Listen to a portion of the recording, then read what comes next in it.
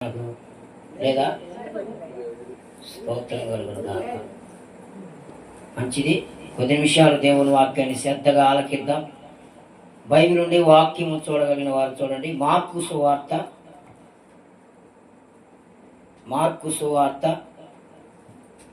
1వ అధ్యాయం.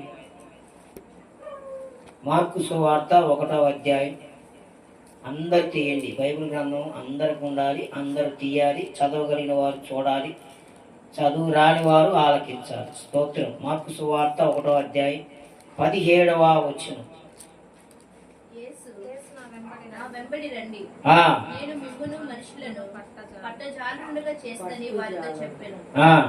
వెంటనే వారు తమ వలలు విడిచి ఆయనను వెంబడించిరి. దేవునికి స్తోత్రం కలుగును గాక.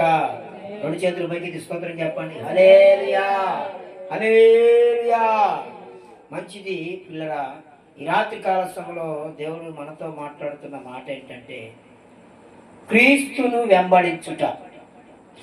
ఏంటి అంశం పేరేంటి? క్రీస్తును వెంబడించుట. ఇక్కడ మనుషులను వెంబడించడం కాదు కానీ, బంధువులను వెంబడించడం కాదు కానీ, స్నేహితులను వెంబడించడం కాదు కానీ, పరిశుద్ధాత్మ దేవుడి రాత్రికాల సమయంలో మనతో మాట్లాడుతున్న దివ్య సందేశం ఏంటంటే క్రీస్తును వెంబడించుట. ఇక్కడ మార్కు సువార్త 1వ అధ్యాయం 17వ వచనంలో మనం చదివాం. ఆయన గలిలయ సముద్ర తీరం వెలుచు ఉండగా సీమోను సహోదరుని ఆంద్రేయు సముద్రములలో వలలు వేయుట చూచెను. వారు జాలరులు. ఎవరంటే వీరు? జాలరులు. యేసుక్రీస్తు వారికి ముందుగా శిష్యులుగా ఎంచబడక ముందు, శిష్యులుగా వారు నియమింపబడక ముందు వారు చేసే పనేందయ్యా అంటే జాలరులు. జాలరులు అంటే చేపల పట్టేవారు. దేవునికి స్తోత్రం కలుగును గాక. చేపలు పట్టేవారు పిల్లరా. వీరు సీమోను. ఈ చేపలు పట్టేవాళ్ళు ఎక్కడుంటారు? సముద్రములో. వీరు వృత్తి చేసుకుంటా చేపలు పట్టుకుంటా ఉంటారు. సీమోను సహోదరుడైన ఆంద్రేయు మరికొంతమంది వలలు వేయటం. ఎక్కడ వేస్తున్నారు వీళ్ళు వలలు? వలలు ఎక్కడ వేస్తారు? సముద్రములో వేస్తారు. సముద్రములో వీరు వలలు వేయిచూ ఉండుట ఎవరో చూశారంటే యేసుక్రీస్తు వారు మానవుడిగా ఉన్నప్పుడు పరిశుద్ధాత్మ దేవుడు వీరిని దృష్టి నిలిపాడు. పరిశుద్ధాత్మ దేవుడు వీరిని కోరుకున్నాడు. పరిశుద్ధాత్మ దేవుడు యేసుక్రీస్తు వీరి వైపు ఆలకించాడు. అందుకే డైరెక్ట్గా వారితో మాట్లాడుతూ ఉన్నాడు. ఏమని మాట్లాడుతున్నా అంటే యేసు. ఇక్కడ మాట్లాడింది ఎవరో? యేసయ్య. యేసయ్య పిలిచాడు. ఎవరిని పిలిచాడు? జాలరులైన వారిని, చేపలు పట్టుకునే వారిని. చేపలు పట్టుకునే వారి యొక్క విధానం ఎలా ఉంటుందంటే, నా ప్రియమైన వాళ్ళరా, వారు జ్ఞానవంతులు కాదు, విద్యావంతులు కాదు, తెలివి కలిగిన వారు కాదు, బుద్ధిమంతులు కాదు, ఎంతో ఉన్నతమైన వారైతే మరి వారి పరిస్థితులు ఏంటయ్యా అని మనం గమనించగలిగితే వారు చేసుకునే వృత్తికి, వారు జీవించే జీవితానికి ఎంతో అల్పులైన వారు, ఎంతో పిల్లరా జ్ఞానము తక్కువ కలిగిన వారు, ఎంతో జ్ఞానమును, తెలివిని, సామర్థ్యత ఉన్నతులైనంత వారికి ఉండదు. కానీ తక్కువ స్థాయిలో వారు జీవనము కొనసాగిస్తూ ఉంటారు. బలహీనులైన వారు అని మనము ప్రకటన చేయవచ్చు పిల్లలు. అయితే ఈ రాత్రి దేవుడు మనతో మాట్లాడుతున్న ఒక సదవకాశమైన మాట ఏమిటంటే యేసు వారి దగ్గరికి వెళ్ళాడు. ఎవరి దగ్గరికి వెళ్ళాడండి? జాలరుల దగ్గరికి వెళ్ళాడు. చేపలు పట్టే వారి దగ్గరికి యేసయ్య వెళ్ళి ఏమని పిలుపునిస్తున్నాడు? నా వెంబడి రండి. వారు చేసుకుంటా ఉంటున్న వృత్తిని ఏం చేయమంటున్నాడు? ఆయన వదిలిపెట్టేయమంటున్నాడు. నా వెంబడి రండి, నేను మిమ్ములను మనుషులు పట్టు జాలరులుగా చేసేదని వారితో చెప్పాను. ఎందుకు యేసుక్రీస్తు వారు వారిని పిలిచాడు అంటే పిల్లరా, ఒక వ్యక్తిని దేవుడు ఆకర్షించాలంటే ఆ వ్యక్తి మీద ఉన్న దేవునికి ఉన్న అపారమైన ప్రేమ. పిలవబడిన వారు అనేకులు, పూర్తి చేయండి అన్నమాట. తెలీదా? ఏర్పరచబడిన వారు కొందరే. ఎంతమంది ఉన్నారండి? చాలా మంది ఉన్నారు. కానీ చేర్చబడింది ఎంతమంది? కొంతమంది. సిద్ధపడిన వారు 10 మంది, ఎత్తబడిన వారు, యేసుక్రీస్తు వారిని అంగీకరించిన వారు ఎంతమంది? దేవునికి స్తోత్రం కలుగును కాక. అలాగనే మనుషులైన మనల్ని కూడా ఆయన అపారమైన ప్రేమ చేత పిలుచుతూ ఉన్నాడు. ఏమని పిలుచుతూ ఉన్నాడు? నా వెంబడి రండి. సామెతల గ్రంథం 8వ అధ్యాయం మొదటి వచనం చదవండి. సామెతల గ్రంథం 8వ అధ్యాయం మొదటి వచనం. సామెతల గ్రంథం 8వ అధ్యాయం మొదటి వచనం. జ్ఞానము ఘోషించుచున్నది, వివేచన తన స్వరమును వినిపించుచున్నది. త్రోవ పక్కన రాజవీధులలో మార్గములలోను అది నిలుచుచున్నది. గుమ్మముల యొద్దను పట్టణపు గవునుల యొద్దను నిలవబడి అది ఎలాగూ గట్టిగా ప్రకటన చేయుచున్నది. చదవండి. మానవులారా, మీకే నేను ప్రకటించుచున్నాను, నరులకు మీకే నా కంఠస్వరమును వినిపించుచున్నాను. దేవునికి స్తోత్రం కలుగును గాక. హల్లెలూయా. జ్ఞానము లేనివారా, జ్ఞానం ఎట్టిదని తెలుసుకొనుడి. బుద్ధిహీనులారా, బుద్ధి ఎట్టిదని యోచించి చూడుడి. నేను శ్రేష్టమైన సంగతులను చెప్పేదను, వినుడి. స్తోత్రం కలుగును గాక. ఇక్కడ జ్ఞాని అయిన సొలొమోను మాట్లాడుతూ ఉన్నాడు. జ్ఞానము ఘోషించుచున్నది. ఘోష అంటే అర్థమైంది చెప్పండి మీకు తెలిసిన భాషలో. ఘోష అమ్మా బాధ చెప్పటం. ఇంకా ఇంకా చెప్పండి, తెలిసిన మాటలే చెప్పండి. ఘోష అంటే ఏంటి? ఘోషించటం. ఒక వ్యక్తి ఘోషిస్తా ఉన్నాడు, విలపించటం, బాధపడటం, అదే ధ్యానంలో ఉండటం, డిప్రెషన్లో ఉండటం, కృంగిపోవటం, భయంకరమైన పరిస్థితిలోకి ప్రాణము, ఆత్మ, మనసు, శరీరం వెళ్ళిపోవటం. అవునుగా. ఇక్కడ జ్ఞానము ఘోషిస్తున్నదంట. జ్ఞానము ఘోషించడం ఏంటి? జ్ఞానం ఎవరు అసలు? జ్ఞానం ఎవరు? మానవులా? జంతువులా? సర్వసృష్టి? ఏంటి జ్ఞానము అమ్మా? జ్ఞానం అంటే ఎవరు? 8:14 చదువు అక్కడే. ఆలోచన చెప్పుటయు లెస్సైన జ్ఞానం ఇచ్చుటయు నా వశము, జ్ఞానాధారము అది పరాక్రమము నాదే. ఇప్పుడు చెప్పండి, జ్ఞానం ఎవరు? యేసయ్యే. దేవునికి స్తోత్రం కలుగును గాక. హల్లెలూయా. జ్ఞానాధారము నేనే. నేను ఇదంతా సంపాదించానండి, ఇదంతా నాదేనండి. కష్టపడి జ్ఞానంగా రూపాయికి పేర్చి సర్ది కుటుంబాన్ని ఎంతోగానో చక్కబెట్టుకొని, పిల్లలను చక్కబెట్టుకొని, భార్య బిడ్డలను చక్కబెట్టుకొని ఎంత సంపాదించానండి. నా జ్ఞానం అండి, నా తెలివని పెద్దవాళ్ళు అంటూ ఉంటారు. అవునా? ఆ జ్ఞానం ఇచ్చింది ఎవరు? ఆమేన్. హల్లెలూయా.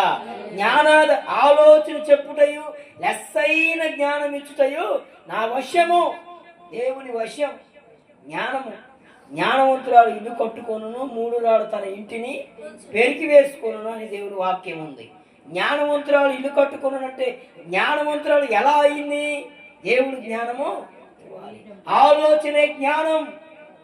అందుకే పరిశుద్ధాత్మ చెబుతున్నాడు, జ్ఞానము ఘోషించుతున్నది అంటే యేసయ్య ఘోషిస్తూ ఉన్నాడు. దీనికి అర్థం అది. యేసయ్య ఏం చేస్తాడంట? ఘోషిస్తూ ఉన్నాడు. ఎందుకు ఘోషిస్తున్నాడు? ఎందుకు బాధపడుతూ ఉన్నాడు? ఎందుకు దేవుడు కృంగిపోతూ ఉన్నాడంటే, నోవాహు కాలంలో పిల్లరా జనులంట తిరుగుచు, తాగుచు, పెళ్లిళ్ళు చేయించుకుంటూ, ఇదిగో భయంకరమైన పరిస్థితుల్లో ఉంటూ కొనసాగుతూ, ఇదిగో ఆకాశానికి మానవుని యొక్క చెడుతనం అంట ఆకాశానికి అంటిందంట. నోవాహు కాలంలో జనులు ఎలా ఉన్నారంటే భయంకరంగా దేవునికి వ్యతిరేకంగా దుఃఖపెట్టారు. అందుకే ఆదికాండం 6వ అధ్యాయంలో ఆ మాట ఉంటుంది, తర్వాత చదువుకోండి. 6వ అధ్యాయంలో ఆదికాండంలో ఉంటుంది చూడండి, మనుషుల యొక్క చెడుతనము ఏ స్థాయికి వెళ్ళిపోయిందో. 6వ అధ్యాయంలో, ఆదికాండం 6వ అధ్యాయంలో 4వ వచనంలో చూస్తే, నెఫీలు వారి భూమి మీద ఉండిరి, తర్వాత ఉండిరి. దేవుని కుమారులు నరుల కుమార్తెతో పోయినప్పుడు వారికి పిల్లలు కనిని. పూర్వకాలం ముందు పేరు పొందిన సూర్యుడు నరుల చెడుతనము భూమి మీద గొప్పదనియు వారి హృదయము యొక్క తలంపులలోని ఊహంతయు కేవలము ఎల్లప్పుడూ కేవలము చెడ్డదని యెహోవా చూచి తాను భూమి మీద నరులను చేసినందుకు యెహోవా సంతాపము నుండి తన హృదయములో ఇదే ఘోష, జ్ఞానము ఘోషించుచున్నది. అందుకే సామెతలు 8వ అధ్యాయంలో ఏమంటున్నాడు? జ్ఞానము ఘోషించుచు ఉన్నది. ఇంకా ఏం మాట్లాడుతున్నాడు? వివేచన తన స్వరమును వినిపించుచున్నది. త్రోవ పక్కన రాజవీధులలో మొగలలోను నడి మార్గములలోను అది నిలుచుచున్నది. గుమ్మముల యొద్ద పూర్వ దూరముల యొద్దను పట్టణపు గౌనుల యొద్దను నిలవబడి అది ఎలా గట్టిగా ప్రకటన చేస్తుంది.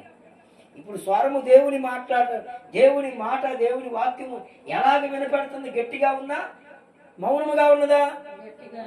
గట్టిగా ప్రకటన చేస్తూ ఉంది. ఏమని? మానవులారా నీకే ప్రకటించుచున్నాను, మానవులారా నీకే గట్టిగా ప్రకటన చేయుచున్నాను, నరులారా మీకే నా గట్ట స్వరమును వినిపించుచున్నాను. జ్ఞానము లేని వారా జ్ఞానం ఎట్టిదో తెలుసుకొందురు రండి, బుద్ధి లేని వారా బుద్ధి ఎట్టిదో చూచుకున్నటకు యోచించి చూడండి. దేవుడు మాట్లాడుతూ అలాగనే మత్తయి సువార్తలో శిష్యులను పిలుస్తున్నాడు. ఏమని పిలుస్తున్నాడు? పామరులైన వారిని నా వెంబడి యేసు, నా వెంబడి యేసయ్య ఈ రాత్రి నేను పిలుస్తున్నాడు. ఆయనతో నువ్వు వెంబడించు, ఆయనతో కలిసి నడువు. ఈ రాత్రి చాలా మంది దేవుణ్ణి నడవరు, దేవునితో మాట్లాడరు, దేవుణ్ణి స్తుతించరు, దేవుని కనపరచరు. అందుకే యేసయ్య అంటున్నాడు, నా వెంబడి రండి, నేను మిమ్మల్ని మనుషులు పట్టు జాలర్లుగా. మీరు మనుషులు పడతాం ఏంటండి? చేపలు అయితే పడతారు కానీ మనుషులు ఎలా పడతారు అంటే, పాపములో శాపములో భయంకరమైన పరిస్థితుల్లో చీకటిలో అంధకారంలో కృంగిపోయిన వారిని, బంధకాలున్న వారిని, భయంకరమైన సమస్యలున్న వారిని, రోగములతో బంధించబడుతున్న వారిని యేసయ్య వీరిని ఎంచుకొని ఏర్పాటు చేసుకొని వీరి ద్వారాగా అద్భుత ఆశ్చర్య కార్యాలు చేయడానికి దేవుడు వారిని పిలుస్తున్నాడు. గట్టిగా చప్పట్లు కొట్టి దేవుడు నామమున కొట్టు, గట్టిగా చప్పట్లు. హల్లెలూయా. చూడండి పిల్లరా, యేసుక్రీస్తు వారు శిష్యులుగా ఏర్పాటు చేసుకొని పిలుచుకున్నాడు, కొందరిని పిలుచుకున్నాడు. జ్ఞానము అంట వీధుల్లో ఘోషిస్తా ఉంది, కేక వేస్తా ఉంది. యేసయ్య పిలుస్తున్నాడు. ఎవరు? ఆయన గొర్రెలు నా స్వరము వినునని వాక్యం ఉంది. పిల్లరా, దేవుడి వాక్యం పిలుస్తూ ఉంది, దేవుడు పిలుస్తూ ఉన్నాడు. ఆయన నా వెంబడి రండి అని పిల్లల వారిని, పామరులైన వారిని పిలిస్తే మనుషుల పట్టు జాలలుగా వారిని పిలిచినప్పుడు ఆ పిలుపుకు వారు ఏం చేశారంటే యేసయ్యతో నడిచారు. వలలు విడిచిపెట్టారు, పని విడిచిపెట్టారు, పని విడిచిపెట్టి వలలు విడిచిపెట్టి ఆ వృత్తిని విడిచిపెట్టి యేసయ్యతో నడిచారు. యేసయ్యతో నడిచినప్పుడు వారికి కలిగింది ఏంది పాస్టర్ గారంటే, పిల్లరా, దేవునిలో ఉన్న అభిషేకం వారిలోకి వెళ్ళిపోయింది. పేతురు అనే ఆ యొక్క శిష్యుడు నడుస్తూ ఉంటుండగానే మార్గములో తన నీడపడి ఆ నీడలో ఉన్న రోగులు, చనిపోయిన వారు లేచి స్వస్థత పొంది బ్రతికారంట. చెప్పడం గట్టిగా హల్లెలూయా. పేతురు నీడండి. ఏంటంటే పేతురు యొక్క శరీరం కాదు తాకింది వారిని, పేతురు నీడెళ్తేనే స్వస్థతలు జరిగాయి. మరణంలో ఉన్నవాడు జీవములోనికి వచ్చేసాడు. పౌలు శీలలు శిష్యులు 12 మంది శిష్యులు, ఒక శిష్యుడు మరి పాపము చేసి అవిధేయత వల్ల చనిపోయాడు. 12 మంది శిష్యులు పిల్లరా దేవుని యొక్క అభిషేకాన్ని పొందుకొని భూలోకమును కదిలించి వేశారు. అనేకమైన అద్భుత ఆశ్చర్యకార్యాలు, వారికి అధికారము దేవుడు వారికి ఇచ్చి వేశాడు. పిల్లరా, క్రీస్తుని వెంబడించాలంటే మనమేం చేయాలి? వారు కొన్ని పనులు చేశారు, మనం కూడా ఏం చేయాలో కొన్ని మాటలు నేర్చుకుందాం. మత్తయి సువార్త 16వ అధ్యాయం. అమ్మ కూర్చును. మత్తయి సువార్త 16వ అధ్యాయం 24వ వచనం. 16:24 చూడండి. అప్పుడు యేసు తన శిష్యులను చూచి ఎవడైనను నన్ను వెంబడింప కోరిన ఎడల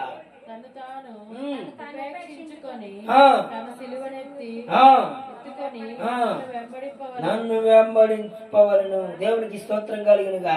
యేసుక్రీస్తు వారే ప్రత్యక్షంగా మాట్లాడుతూ ఉన్నాడు వారితో.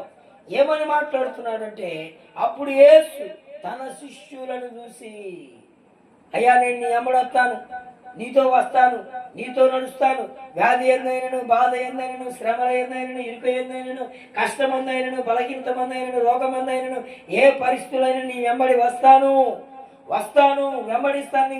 వస్తున్న శిష్యులతో వారితో దేవుడు మాట్లాడుతున్నాడు. ఎవడైనను నన్ను వెంబడింపగోరిన ఎడలా మీరు ఒక పని చేయాలి.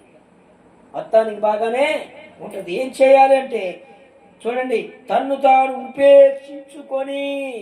ఉపేక్షించుకోవడం అంటే అర్థమైంది తెలుసా అమ్మా? ఉపేక్షించుకోవడం అంటే ఏంది అమ్మా? చెప్పావు చెప్పండి గట్టిగా. తగ్గించుకోవడం. దేవునికి స్తోత్రం కలుగును కాక. అవును, తగ్గించుకోవడం. ఉపేక్షించుకోవడం అంటే ఇంకా మనకున్నవన్నీ సమస్తం విడిచిపెట్టి రావడం.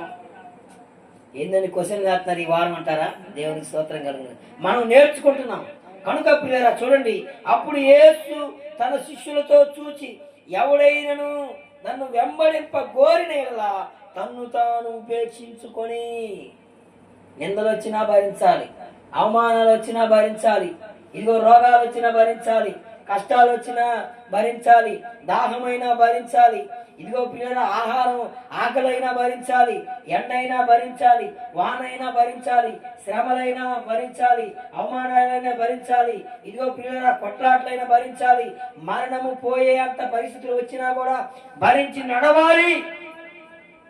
అందుకే యేసు ఏమంటున్నాడంటే తన్ను తాను ఉపేక్షించుకొని అంటున్నాడు. ఉపేక్షించుకొని అంటే అర్థం ఏంటంటే తన్నుకు తానుగా సమర్పించుకోవడం దేవునికి.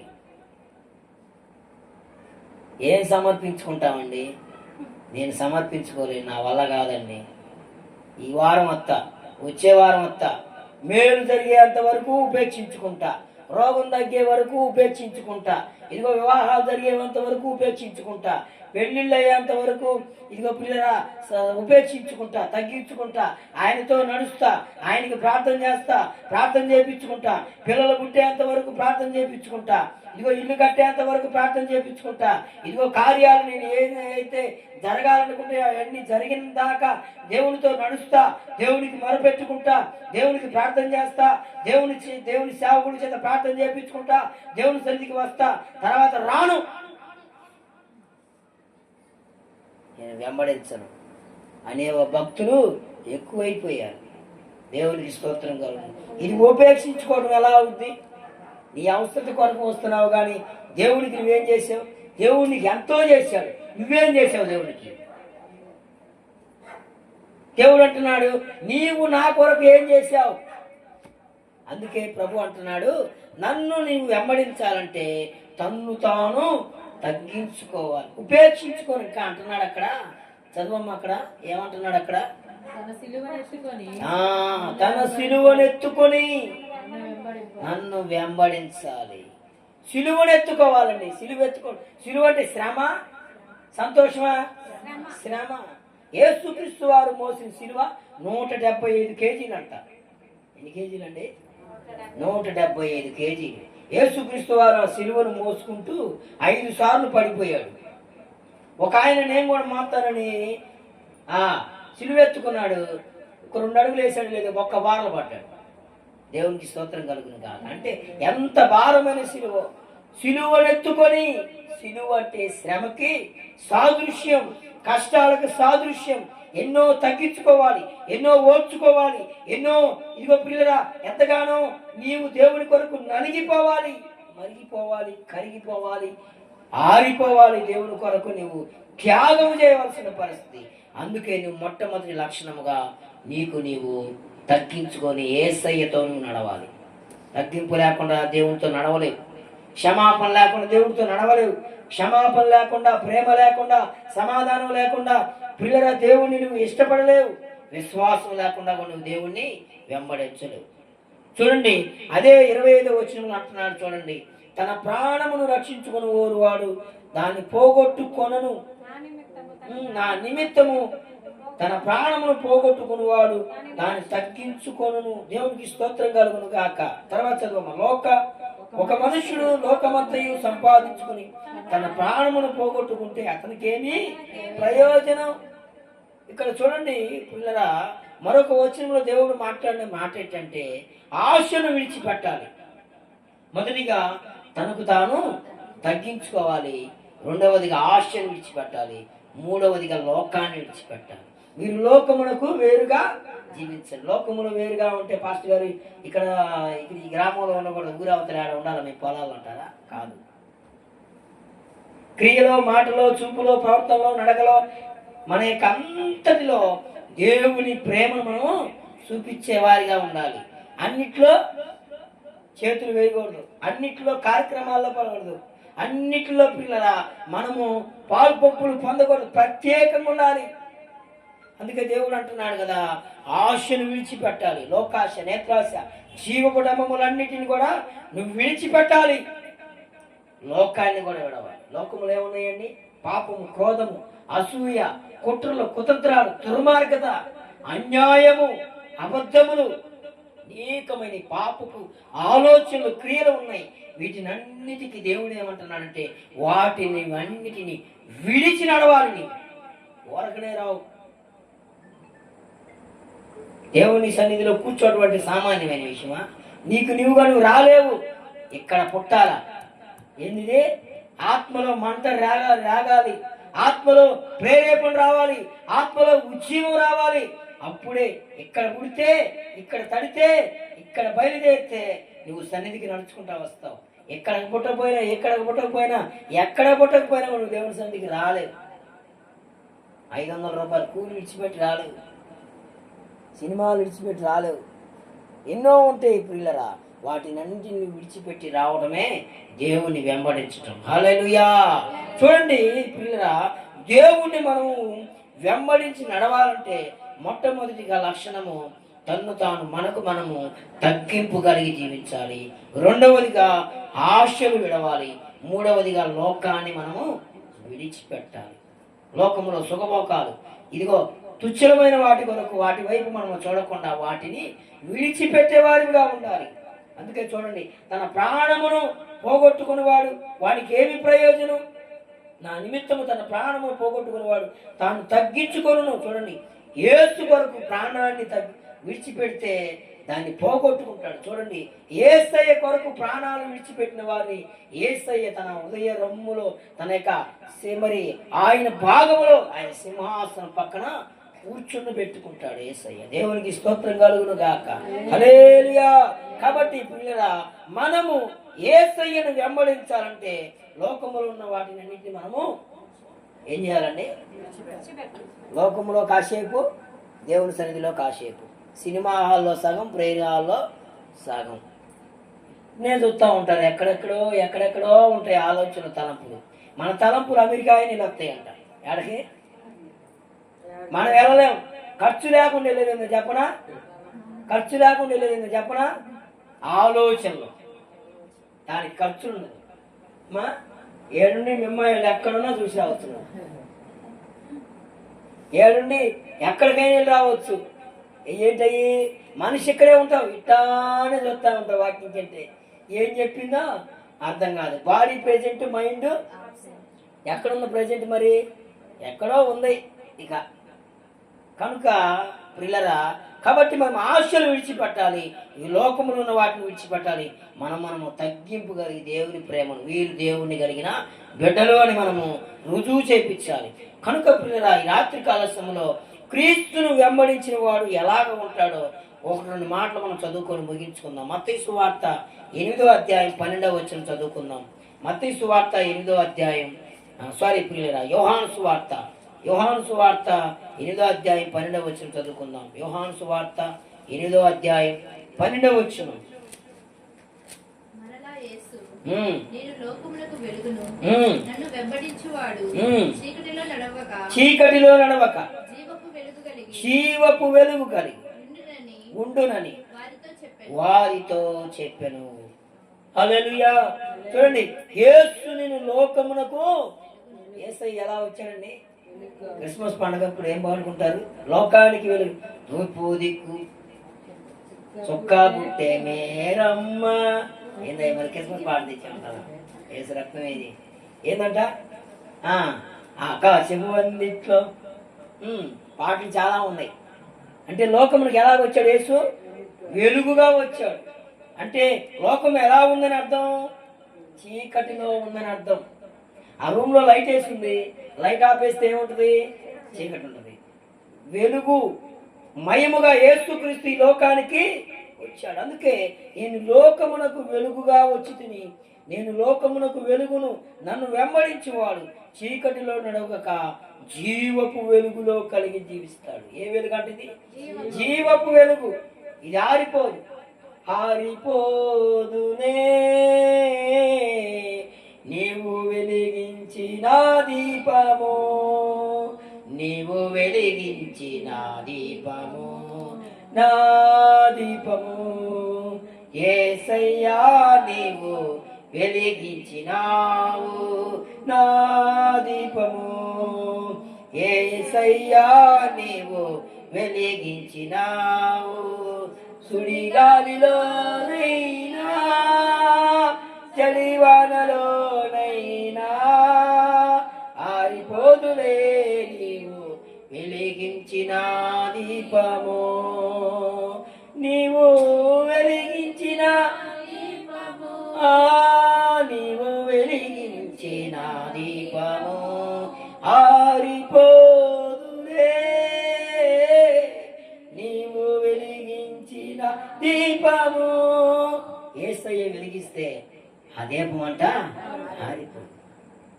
ఎన్నో దీపాలు ఆరిపోయాయి. కానీ నీ దీపము, నా దీపము ఆయన వెలిగింపజేసి ఈ రాత్రి ఈ గొప్ప సన్నిధిని అనుభవించడానికి నీకు, నాకు, ఎందరికో లేని ధన్యతా భాగ్యము మన బ్రతుకు జీవితాల్లో ఇచ్చిన యేసయ్య గట్టిగా చప్పట్లు కొట్టి మహిమ దేవుని నామమున కనపడతాం. హల్లెలూయా. చూడండి, నేను లోకమునకు ఆయనను వెంబడించేవాడు జీవపు వెలుగులో నడుస్తాడు. ఏ వెలుగుది? ఆరిపోయే వెలుగు కాదు. అప్పుడు దాకా ఉండి వెలిగిపోయి ఆరిపోయే దీపం కాదు. ఇదిగో పిల్లరా, జీవపు వెలుగులో నడుస్తావు. ఇదిగో చూడండి పిల్లరా, నేను ఈ పరిచర్య చేస్తూ ఉన్నానంటే ఇదిగో 8 సంవత్సరాల వయసు అప్పుడు దేవుని మార్గంలో వస్తూ ఉన్నాను. ఎన్నో ఆటంకాలు దేవుని వెంబడిస్తూ ఉన్నాను. పిల్లరా, నేటికి 30 సంవత్సరాల నుంచి దేవుని సన్నిధిలో ఇదిగో పిల్లరా మా కొనసాగుతూ ఉంటూ ఉండగా నా దేవుని శక్తి, నా దేవుని అభిషేకం, నా దేవుని నేను ప్రకటిస్తున్నా మన ప్రభు అయిన యేసుక్రీస్తు నన్ను ఏ విధంగా నడిపిస్తూ ఉన్నాడంటే జీవపు వెలుగులో నడిపిస్తూ ఉన్నాడు. హల్లెలూయా. ఆరిపోని దీపం యేసయ్య వెలిగించిన దీపం. యేసయ్యను వెంబడిస్తూ వల్ల కలిగే మొట్టమొదటి ప్రయోజనం ఏంటంటే నిన్ను ఆయన జీవపు వెలుగులోనికి నడిపిస్తాడు. హల్లెలూయా. చూడండి, మత్తయి సువార్త 12వ అధ్యాయం 15వ వచనం 16వ వచనంలో నుంచి చూస్తే, మత్తయి సువార్త 12వ అధ్యాయం నుండి వెళ్ళిపోయాడు. బహుజనులాయనను వెంబడింపగా ఆయన వారినందరినీ స్వస్థపరిచి తన్ను ప్రసిద్ధి చేయవద్దని ఆజ్ఞాపించాడు. దేవునికి స్తోత్రం కలుగును గాక. హల్లెలూయా. చూడండి, అక్కడి నుండి వెళ్ళిపోయాడు. బహు జన సమూహములను ఆయన వెంబడిస్తుండగా ఆయన వారి అందరిని ఏం చేశాడండి? హల్లెలూయా. అందరినా కొందరినా? అందరిని. ఎవరందరి ఇల్లు?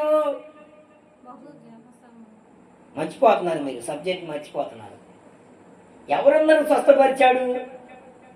చదవండి, అక్కడ చదువు. జాగ్రత్తగా నేర్చుకోవాలి. ఏందో వచ్చాం పోయామన్నది కాకుండా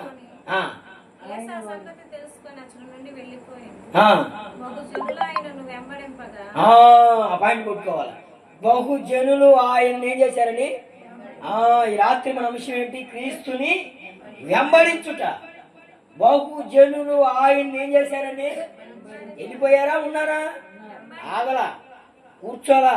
ఆయనే చెప్పుకుంటాడు అనుకోలా, ఆయనే వెళ్ళిపోతున్నాడు అనుకోలా, ఆయనను వెంబడించారు. వాళ్ళు ఎలా వెంబడించారు తెలుసా? రోగములో ఉండి వెంబడించారు. ఏందమ్మా ప్రార్థన రాని పాస్టర్ గారండి రాత్రి నుండి బాగా తలకాయ చెప్పారండి, ఇడిదిప్తుంది నడుములు ఎప్పుడు నడుములు అస్సలు నిలబడతాయి. యాడ్ నిలబడితే మరి టీవీ కాడ నిలబడిద్ది, యాడ్ నిలబడితే మరి పోల్ కాడ నిలబడిద్ది, ఎక్కడ నిలబడుతుంది? ముసలమ్మ ముచ్చట్ల కాడ గంటలు నిలబడిద్ది. ఎక్కడ నిలబడుతుంది? వీధుల్లో నిలబడిద్ది. యేసు రక్తమే జయం. వీటి కాడ నిలబడిద్ది. కానీ దేవుని మందిరంలో మాత్రం, దేవుని సన్నిధిలో మాత్రం, దేవుని యొక్క మరి ఆ యొక్క దేవుని కాడ మాత్రం అస్సలు నిలబడదు. ఎప్పుడు ముగిస్తాడు? తొందరగా వెళ్దాం అనుకున్నా. యేసు రక్తమే జయం. హల్లెలూయా. చూడండి పిల్లలు వాళ్ళు ఎలాగ వెంబడించారు తెలుసా? రోగాల్లో ఉండి వెంబడించారు. రోగములో జ్వరం వస్తే యేసు రక్తమే జయం. పాస్టర్ గారు ఏందమ్మా రాలేదన్నా? పాస్టర్ గారు నిన్న 2 రోజుల నుంచి జ్వరం అండి, మా ఇంటికి వచ్చి ప్రార్థన చేయి, నువ్వు మాత్రం రావు, పాస్టర్ గారు రావాలి. కనుక పిల్లరా చూడండి, వీరంట బహుజన సమూహము, కొద్దిమంది కాదు 10 మంది కాదు. బహు అంటే ఎంతమంది అమ్మా? యేసు రక్తమే వాక్యం పనిచేస్తుంది. బహు అంటే పర్యాయ పదం, ఇక లెక్కలేదు. వేల మంది ఉండొచ్చు, లక్షలు ఉండొచ్చు, ఎంతమంది. వాళ్ళు ఎలా వెంబడించారు? బాగా మంచి ఆరోగ్యవంతులా, బలసూరులా కాదు, రోగాల్లో ఉండే. కళ్ళు ఉండయో లేవో తెలీదు, చెవులు ఉండయో లేదో తెలీదు. అంటే కళ్ళు చెవులు దాకా పుట్టారా భాష బాగా అంటే వారు బలహీనతలో ఉన్నారు. ఏ బలహీనతలో ఉన్నారు వారికి తెలియదు. కానీ కదా వారు ఎవరి వైపు వెళ్ళారంటే దేవునితో వెళ్ళారు. చప్పట కొట్టి గట్టిగా హల్లెలూయా. ఈ రాత్రి ఏ విషయం కొరకు అయితే నువ్వు వచ్చి ఉన్నావో, ఏ సమస్యలో నువ్వు వచ్చి ఉన్నావో, ఏ యొక్క బంధకములో ఉండి నువ్వు వచ్చి ఉన్నావో, ఏ యొక్క సందర్భంలో నువ్వు వచ్చి ఉన్నావో, ఏ స్థితిలో నువ్వు వచ్చి ఉన్నావో, ఈ రాత్రి ప్రభు అయిన యేసుక్రీస్తు నీవు ఆయనతో నువ్వు వెంబడించి నడుస్తూ ఉంటే ఆయన ఖచ్చితంగా నిన్ను స్వస్థపరుస్తాడు. హల్లెలూయా. వెంబడిస్తే స్వస్థత వచ్చిందండి. ఏమొచ్చిందంట? అమ్ము అమ్ము అమ్ము అబ్బాయి రాయ్యా అంటే ఏమొచ్చింది? రోగం పెరిగిద్దా తగ్గిద్దా? కొంచెం డోసు పెరిగింది, ఏమనుకోబాను. పరిశుద్ధాత్మ దేవుడు నడిపిస్తున్నాడు. హల్లెలూయా. కొంతమంది మూలుగుతూ ముక్కుతారు కానీ మందిరానికి మాత్రం, దేవుని సన్నిధికి మాత్రం రారు. మా జీవితంలో నా అనుభవాలు చాలా ఉన్నాయి. ఈ రాత్రి చేతి అందరూ సరిపోయింది. కాబట్టి పిల్లరా ఎందుకు ప్రభు మాట్లాడుతూ ఉన్నాడంటే, రోగములలో ఉండి వారు ఏం చేస్తున్నారంట? ప్రభువుని వెంబడింపగా ఏం చేశాడు దేవుడు? ఆయన వారందరినంట స్వస్థపరిచాడు. హల్లెలూయా. వెంబడిస్తే ఏం జరిగిద్దంటే, మొదటిగా చీకటిలో నుంచి వెలుగులోకి వస్తావు. రెండవదిగా ఏం చేస్తే ఏమవుతావు? స్వస్థతలోనికి వస్తావు, ఆరోగ్యంలోనికి వస్తావు. నీకు రోగం ఉందా? ఎన్ని సంవత్సరాల నుంచి ఉందో, ఎన్ని దినముల నుంచి ఉందో, ఎన్ని రోజుల నుంచో నాకైతే తెలియదు. కానీ నిన్ను కలుగు చేసిన దేవుడు నా యేసయ్య. హల్లెలూయా. ఆయన గాయము చేయవాడు గాయము. ఆమేన్. మానవుడు ఒకవేళ టాబ్లెట్లు ఇంజక్షన్లు చేస్తాడు కానీ ఆ పౌరున్నంతసేపే. దైవిక స్వస్థత వచ్చిందనుకో, ఒక ఆమెకు 12 సంవత్సరాల నుంచి రక్తస్రావ స్త్రీ, ఎన్నో వైద్యులు ఆస్తి అంతా ఖర్చు పెట్టేసింది. చివరికి యేసయ్య దగ్గరకు వచ్చింది, యేసయ్యను వెంబడించింది. యేసయ్య వస్త్రపు చెంగు ఎట ముట్టిందమ్మా? చూద్దాం, ఒక్కసారి ప్రార్థన చేయించుకున్నానంటుగా రాలా. విశ్వాసముతో వస్త్రపు చెంగు ముట్టగానే ఆమెలో ఉన్న బలహీనత అంతా వెళ్ళిపోయి స్వస్థతలోనికి వచ్చింది. కొట్టుగేటిగా చెప్పండి. హల్లెలూయా. యేసయ్యను వెంబడిస్తే చీకటిలో నుంచి వెలుగులోనికి వస్తావు. రెండవదిగా స్వస్థతలోనికి వస్తావు. మూడవదిగా పిల్లరా 19:21 చదువుకొని ముగించుకుందాం. 19:21 మత్తయి ముగించుకుందాం. మత్తయి 19:21.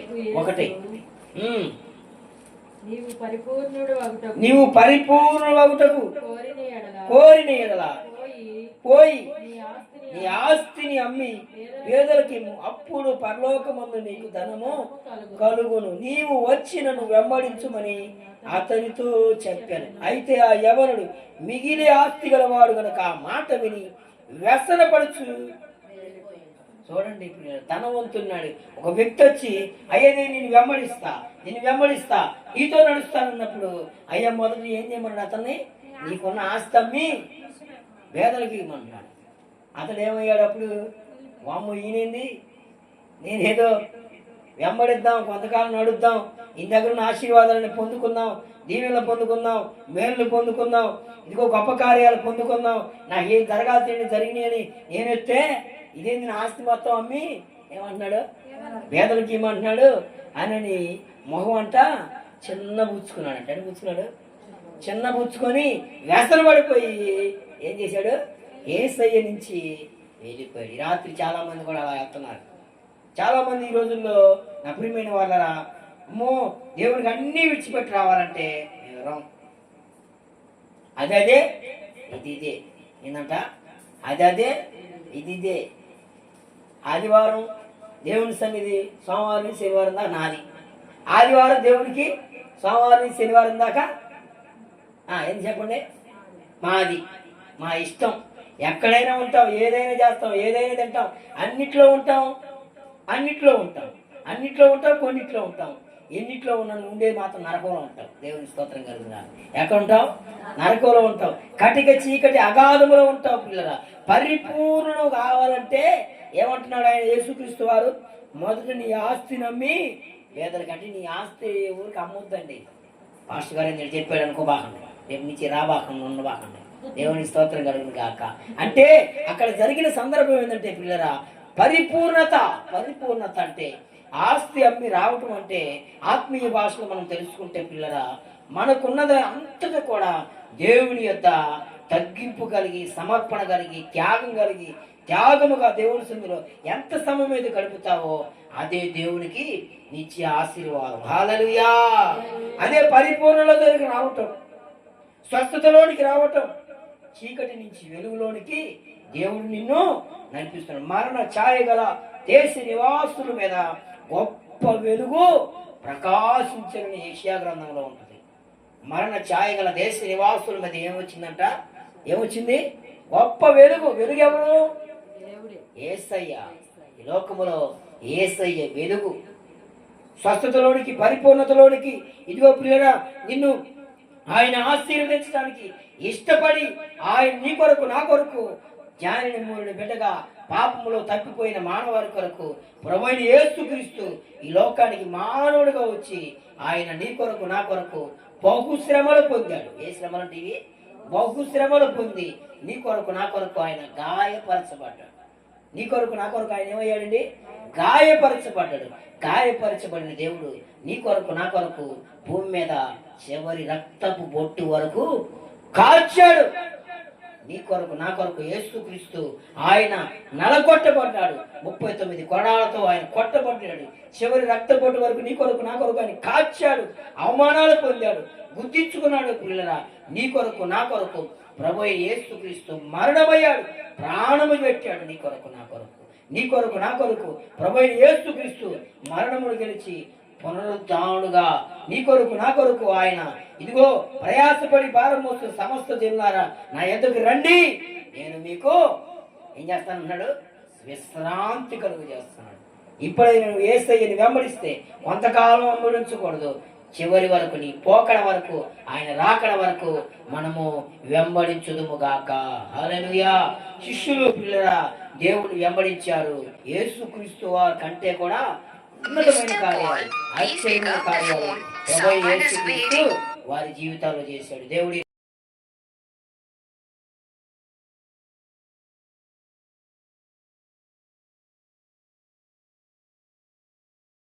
స్తోత్రం, స్తోత్రం, స్తోత్రం, స్తోత్రం, స్తోత్రం, స్తోత్రం, స్తోత్రం. పరిశుద్ధుడా నీకు వందనాలు, ఆరాధనకు యోగ్యుడా, స్తుతులకు పాత్రుడా, స్తోత్రం. దేవుడి రాత్రి నీతో ఏం మాట్లాడాడు? కొద్ది విషయాలు నెమరు వేసుకున్నాం. యేసయ్యా నేను వెంబడించాలంటే ప్రభువా, అయ్యా తండ్రి నాయన పామురులైన వారిని మీరు నేను వెంబడించమని